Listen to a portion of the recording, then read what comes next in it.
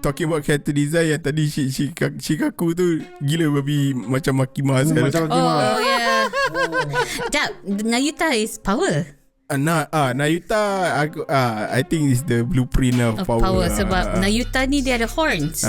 And actually the story revolves on dia macam ada prophecy ni, ada makcik tua ni pernah cerita lah kan, yang one day ada satu budak ni akan dilahirkan, yang dia punya horns ni akan koyakkan mak dia punya womb. Hati dia bukan hati manusia.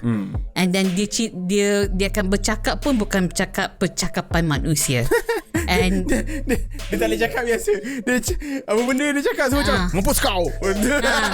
Macam mampus dunia ni. Dia macam memang macam dark lah. Demon gila. Dia demonic gila. Macam Turret demonic. Pasal dalam dunia ni dia orang percaya dengan profesi. So dia macam sect kan, like manusia jenis yang percaya profesi dengan yang tak percaya profesi. Dia akan one day spur the apocalypse. Sebenarnya dia akan dia akan cause the apocalypse lah. Dia akan to happen lah. To happen kan.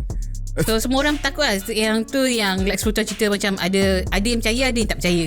Tapi yang tak percaya tu memang psikotik sikit lah. Dia macam obsesif. Dia macam benda kena bunuh budak ni. So the whole time ni dia ada abang tinggal Kinci. something happen dengan father dia kan. Father dia, so abang dia ni yang jaga dia ni. Abang ni normal. So abang dia ni akan protect Nayuta ni. Pasal Nayuta memang in dia punya nature sebagai makhluk lain ni, dia akan buat benda-benda yang menakutkan dan orang semua takut. Tapi I feel to me kan, dia macam the story ni macam dia in the end dia macam feel more like a self-fulfilling prophecy.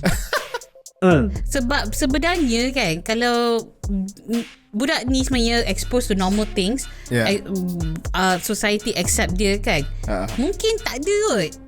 Tapi sebab semua orang takut dengan dia.